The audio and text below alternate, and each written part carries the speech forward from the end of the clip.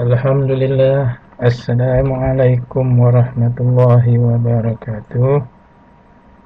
Dan selamat sejahtera murid-murid. Semoga kamu semua berada di dalam kandungan sehat walafiat hendaknya, supaya dapat kita meneruskan PDPR pada hari ini. Tajuk pembelajaran kita hari ini murid-murid ialah kita akan pergi kepada unit baru, iaitu unit 24 ya.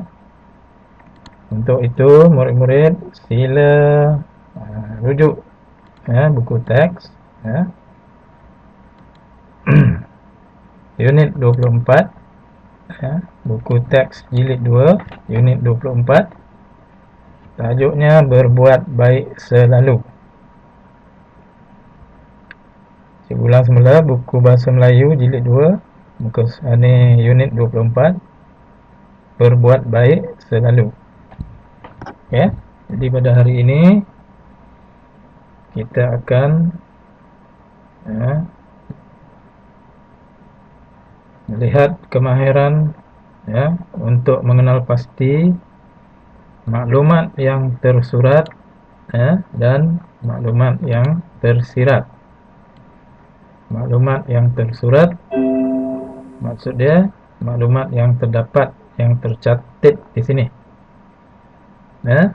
Maklumat yang tersirat adalah maklumat yang tidak tercatat di dalam teks ini, tapi ianya berkaitan dengan apa yang tersurat. Okey. Sebelum ini pun cikgu ada memberi penjelasan tentang mencari maklumat yang tersurat dan maklumat yang tersirat. Okey. Baik, jadi tajuknya ialah hargailah kemudahan. Okey, itu tajuk kita pada hari ini dalam kemahiran mengenal pasti maklumat tersurat dan tersirat. Kemudahan ini terdapat di sekeliling kita, jadi kita mesti menghargainya. Biasanya ialah kemudahan awam. Jadi kemudahan awam yang ada di sekeliling kita perlu dijaga sebab orang ramai yang akan menggunakannya. Okey. Jadi buku teks kamu ini muka surat 75. Jadi kita akan kenal pasti muka maklumat yang tersurat dan tersirat. Kita lihat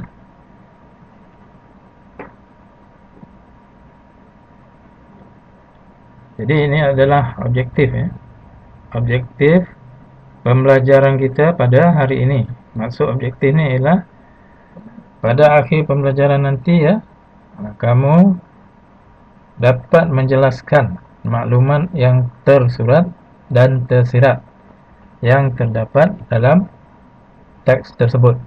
Okey, ini objektif ataupun tujuan pembelajaran kita pada hari ini. Seperti mana yang terdapat dalam buku teks kamu itu, tajuknya ialah hargailah kemudahan. Kita lihat apakah ceritanya Alice dan keluarganya bercuti di kota Kinabalu, Sabah. Mereka mendaftar masuk ke Hotel Gemilang. Jadi Alice dan keluarganya pergi bercuti Ke mana dia pergi bercuti? Ke kota Kinabalu. Kota Kinabalu ni terletak di Sabah. Di mana terletaknya Gunung Kinabalu gunung yang tertinggi Jadi mereka mendaftar masuk. Maksud dia mereka menginap di Hotel Gemilang, duduk di hotel yang dinamakan Hotel Gemilang. Kita lihat perbualan di antara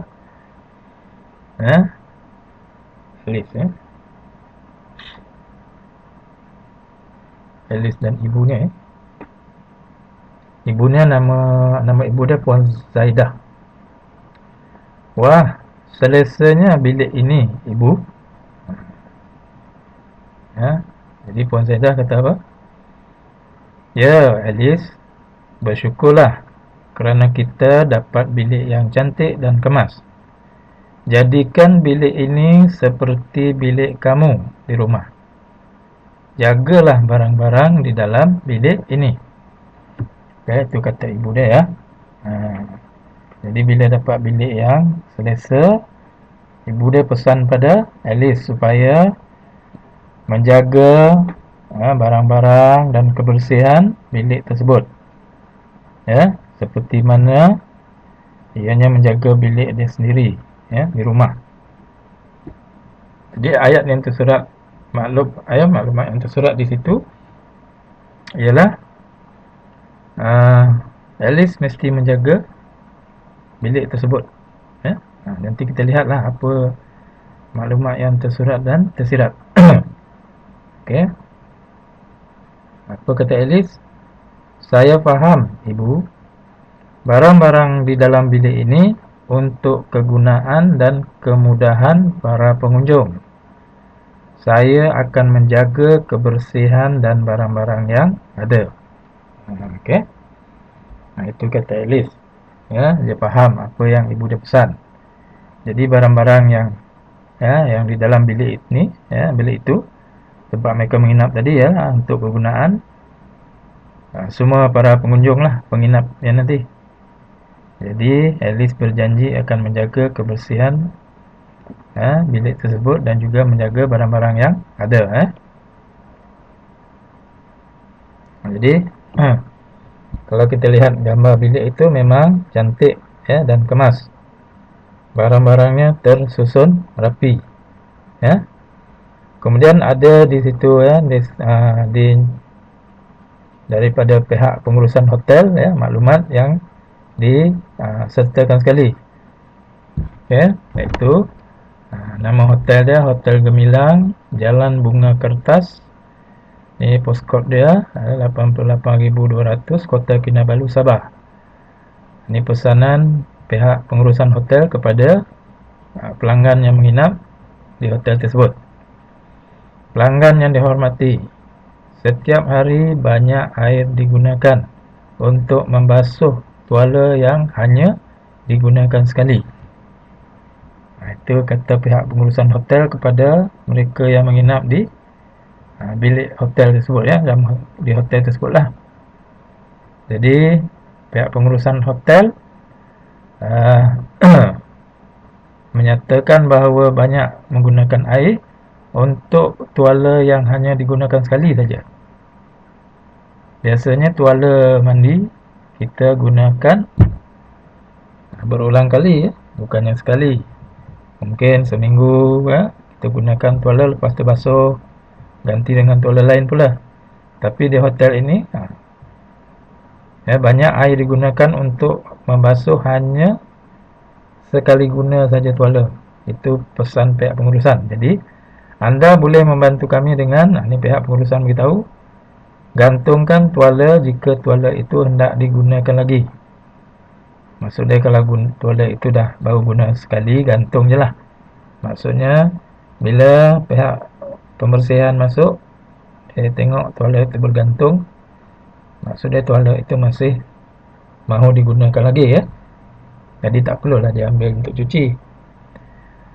Letakkan tuala ke dalam bakul jika tuala itu hendak ditukar.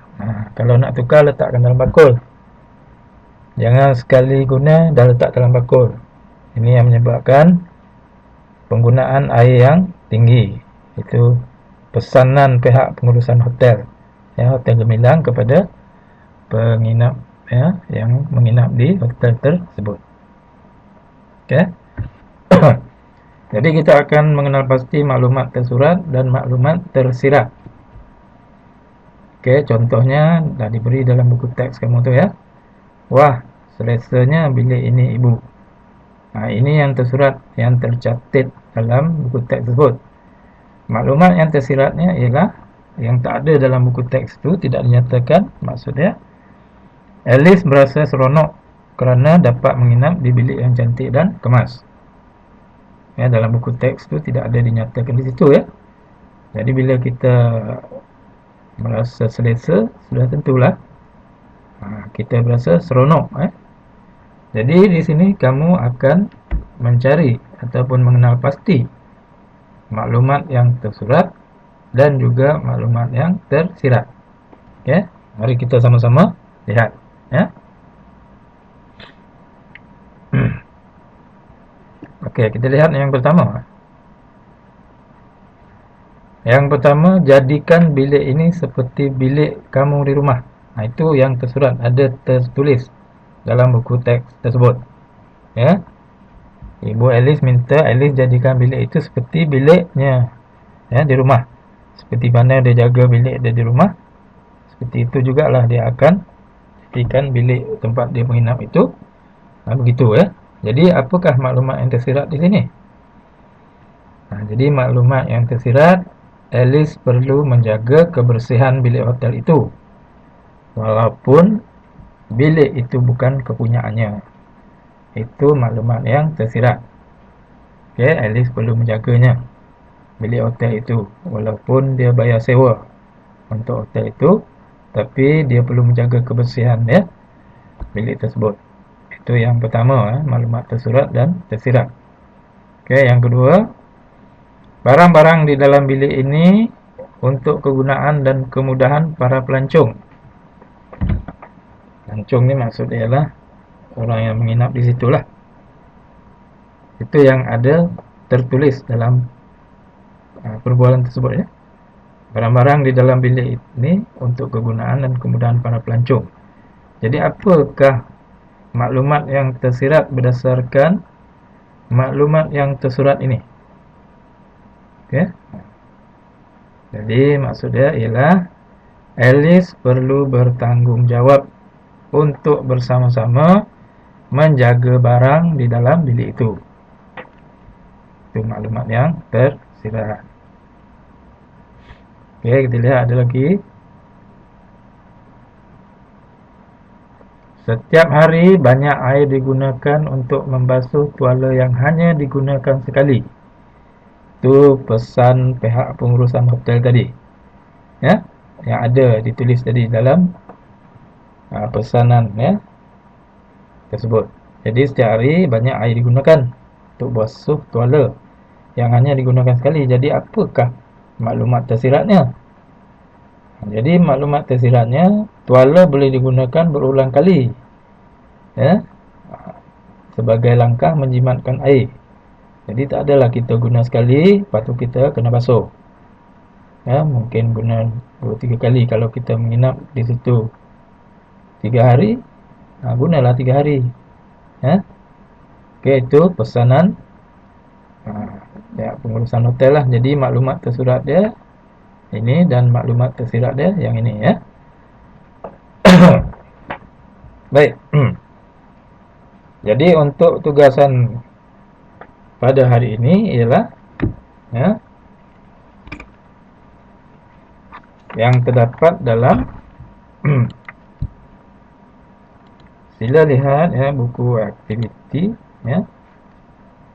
Buku aktiviti jilid 2 muka surat 84. 85 sorry ya, maaf, 85 ya, iaitu lengkapkan teks dan tuturkannya ya. Kamu mesti lengkapkan teks dan tuturkannya ya. Tajuknya ialah hormati hak orang lain ya. Jadi di sini kamu akan melengkapkan ya teks ini ya, dialog ini ya, berdasarkan maklumat-maklumat yang diberi. Jadi apakah maklumat yang diberi ialah yang inilah yang tersurat nih, yang ada ditulis nih. Ini maklumat lah nih. Ini semua maklumat. Okey, dan ini juga maklumat. Baik. Jadi kita lihat ya, kita lihat bagaimana untuk membuat tugasan ini ya. Tajuk dia ialah berbuat baik selalu ya. lengkapkan teks dan tuturkannya. Ya. Jadi tajuknya hormati hak orang lain. Oke. Hormati hak orang lain ya. Berbuat baik selalu itu ialah unit 24 ya. Tema 8 integriti ya. Kita lihat perbualan di antara Seha dan ibunya. Oke, kita lihat ibu Seha cakap apa ya. Nampaknya tiada tempat untuk kita parkir, Seha. Parkir ni maksudnya untuk meletakkan kereta. Kalau kamu lihat dalam buku aktiviti ya, jilid 2 tu, muka surat 55 tu, Seha dan ibu dia sedang mencari tempat parkir, tempat untuk meletakkan kereta. Ya, jadi ibu dia kata, nampaknya tiada tempat untuk kita parkir, Seha. Jadi saya jawab, ya ibu, semua tempat sudah penuh kecuali kecuali petak orang kurang upaya OKU. Jadi pada petak tersebut ada diletakkan simbol untuk OKU ataupun orang kurang upaya meletakkan keretanya ataupun parkir di situ. Jadi orang biasa tidak boleh parkir di situ. Tapi kadang-kadang ada juga sesetengah ya yang tidak mematuhi peraturan yang dinyatakan. Ada juga yang parkir di situ ya. Jadi ini tidak perlakuan yang tidak bertanggungjawab. Jadi saya kata, ya ibu, semua tempat sudah penuh kecuali petak orang kurang upaya OKU. Okay? Dan ibu saya beritahu dan dia cakap yang itu petak khas untuk orang kurang upaya. Kita tidak boleh parkir di situ. Jadi kalau dalam buku teks kamu, dalam buku aktiviti kamu tu ya, ibu Seha ni dia perlu cakap apa? Ini dia. Okey? Yang itu, kemudian kamu kena sambung ini. Ya, ataupun kamu ada ayat kamu sendiri, kamu boleh guna ya. Tetapi tidak boleh lari daripada maksudnya lah. Jadi ibu saya kata yang petak itu ya, yang itu petak khas untuk orang kurang upaya. Kita tidak boleh pakai di situ. Ya. Ataupun yang itu petak khas untuk orang kurang upaya. Kita tidak boleh meletakkan kenderaan di situ. Ataupun orang biasa tidak boleh meletakkan kenderaan di situ. Ya, itu contoh jawapan yang boleh kamu buat. Ya. Kemudian apa kata Seha? Betul kata ibu. Kita mesti menghormati hak OKU. Ya, orang kurang upaya. Pihak pengurusan pusat beli belah ini ya, dalam buku aktiviti itu sampai situ saja. Kemudian kamu kena sambung. Pihak pengurusan pusat beli belah ini sungguh, ini contoh contoh ayat dia lah, sungguh prihatin akan keadaan golongan OKU. Prihatin ni maksud dia mengambil berat. Ya, mengambil berat. Okey. Itu maksud prihatin. Mengambil berat ya terhadap sesuatu perkara. Okey. Pihak pengurusan pusat beli belah ini sungguh prihatin akan keadaan golongan OKU. Kalau kamu ada ayat lain, kamu boleh tulis. Kalau tak ada, ikut saja ayat cikgu ni. Okey?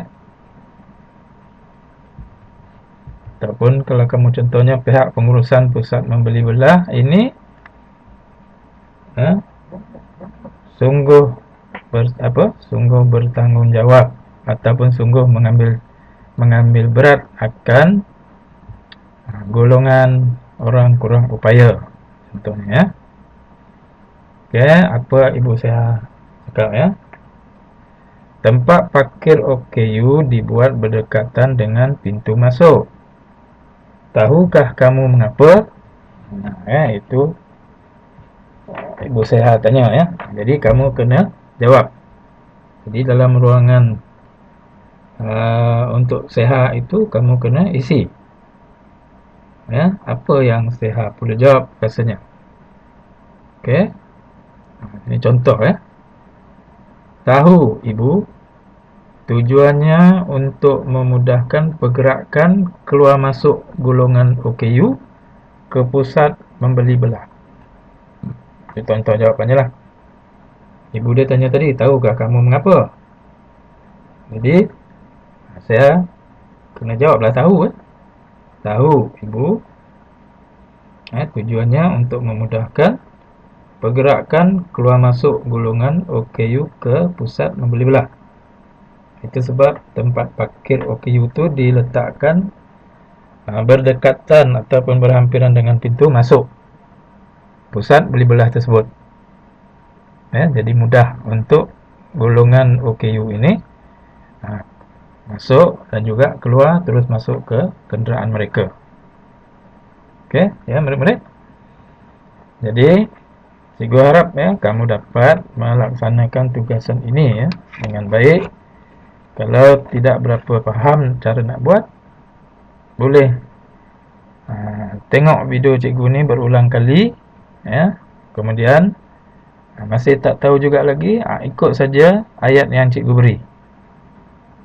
Kemudian salin ke dalam buku aktiviti jilid 2 muka surat 85. Kalau kamu boleh buat ayat sendiri, itu lebih baik ataupun lebih bagus. Jadi murid-murid, cikgu rasa setakat ini saja pembelajaran kita pada hari ini. Sekian, terima kasih.